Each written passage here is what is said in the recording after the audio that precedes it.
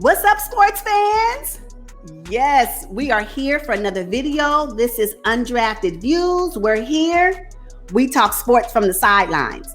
I'm here with my girl Sha. Say hey. Hey, y'all. I am Evay, and today we're going to talk about the NBA playoffs 2020, and we cannot wait. We are loving the games, and we're going to talk about it today. So let's get started. You know, what I found very interesting, because, we talked about our expectations in the bubble. And I think the NBA took it to another level. And here's what I mean. During the seeding games, it seemed like the court wasn't right. The manufactured roar. Once the playoffs started, something changed. I don't know what it is. The camera angle. I don't know, but it feels like a real game to me. I like the progression.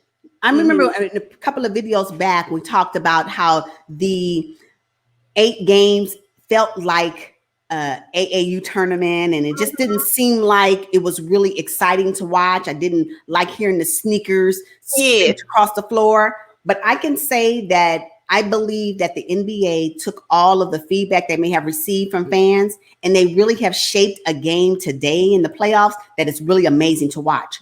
I heard yesterday when I was watching one of the games where the sounds that we hear is from the video game. I know. Isn't that crazy? Perfect. I mean, and I also like the virtual fans. I like seeing the virtual fans. I love how they zoom in on them. They're like, rah. That for me gives it so much more energy than it had when they first started playing the 8 games. So I love the progress that the NBA has done to really create a basketball series in these playoffs that is the best you can get, considering there's no physical fans in the stands, Right. So it's so exciting to watch. I love the angles that you mentioned. I love the camera angles. I really do. I didn't like it at first, but they've tweaked it enough to where now I feel like I'm actually watching the game, and I feel like they're actually in an arena. It's so weird. So it's really good. Good job, NBA. Y'all did that. Yeah, Adam Silver, my hat's off to you. You did a great job, because I'm telling you, I had very low expectations for how this was going to play out, for the NBA championship. I mean, it's like, well, okay, this isn't very exciting, but they did something. So that's great. And I just want to say this, Adam Silver, thank you so much for your leadership. But I want to say thank you to all the people who are never named.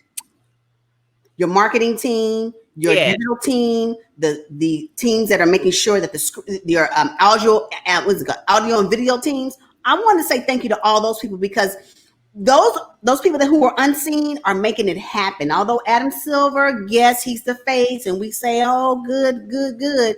But really, that vision that we're looking at right now, it has been executed excellently from the people that we don't know. So thank y'all. Y'all did that. Yeah, great job. And then you know what, the players too. Now the players also, a lot of it, the end product is based upon their effort and energy on the court, and they are bringing it. I'm telling you, the first game, like game 1, for example, I think it was Milwaukee and Orlando. Yeah. Oh, that was tough. Orlando smacked Milwaukee, and they didn't know what happened to them.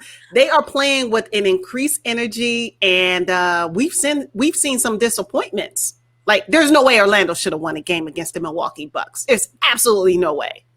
Yeah, but it's almost like every team that's playing right now has something to prove. And I know that may be the case every playoff series that the NBA has, but for this one, considering I think the limited distractions that they have, the no travel in between games, has a lot to do with the players, in my perspective, their idea of what these look like. I mean, it's just amazing. And maybe because they see the guys all the time, I don't know what it is, but the camaraderie that they have with one another on their team seem pretty solid. And also how they are competing.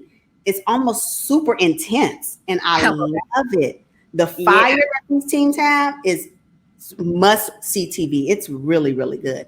I'm enjoying the series. And another thing I really like, although I feel like I can watch so many games. because there's so many games happening in one day. I don't watch all the games, but there are certain games I can watch, and the schedule is so easy to follow. Maybe that's something. It's easy to follow schedule, and I love the fact that they're all in one location. I don't know, something about it is really powerful. It's really exciting. Yeah, the other day I saw Andre Robertson, I think it was last night, using his own personal time to watch the Boston and Philly game. I thought that was so nice to support probably, some of his close friends who are on one of the teams, or maybe he just wanted to catch a game because he can, right?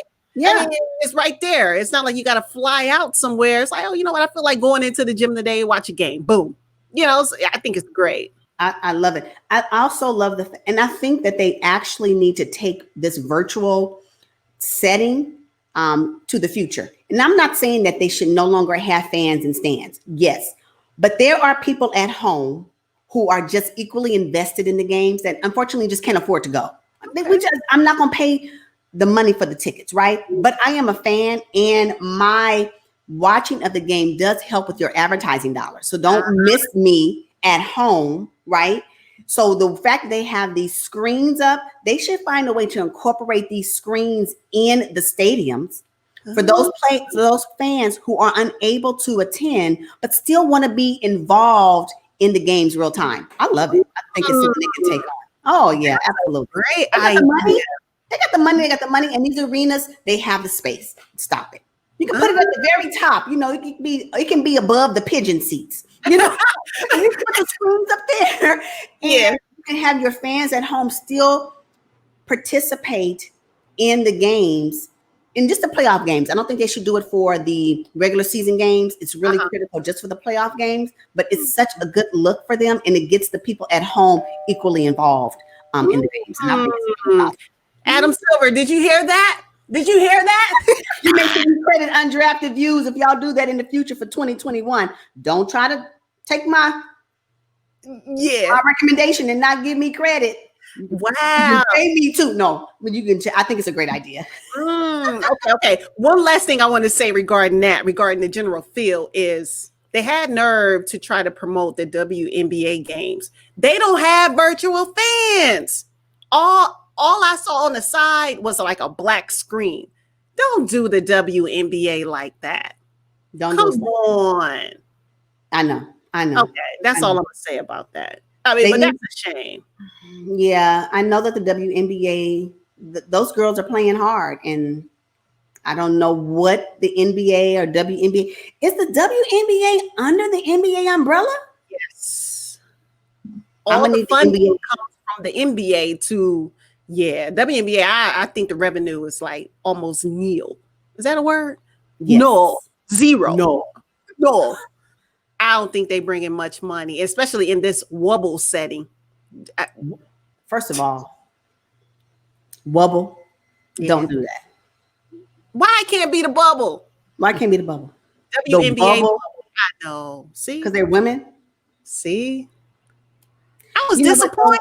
It actually, outside of this Wubble special situation that's happening right now, they need to do a better job at promoting women's basketball.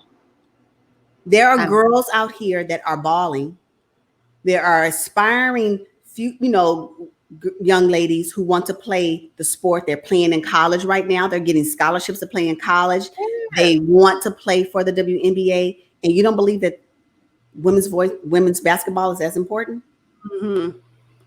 Find what it is. It may not be the traditional way that you advertise and promote male basketball. It may be something different. Now, what that is, I don't know. And if I come up with it, I'm going to tell y'all on Undrafted View. So y'all better watch. I'm full of ideas. But I think that there is another avenue of marketing for the WNBA that hasn't been tapped into yet. I don't know what that is, but I do believe it's out there. And once that is found, they will find their audience. I think what they're trying to do is cater to the male audience. The people who are watching the NBA right now, I don't truly believe that's the audience that WNBA should be attempting to reach.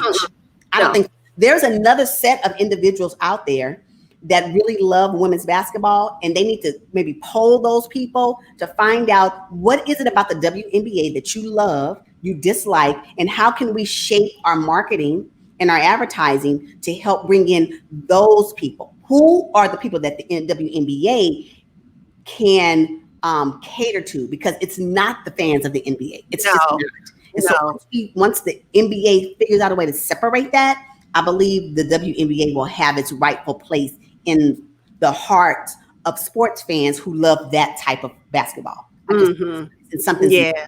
So until you do that, the WNBA will never be as profitable as they want to be because they are catering and targeting the wrong audience. The wrong audience, for sure.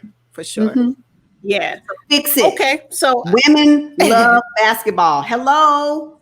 Yeah. Anyway. Okay.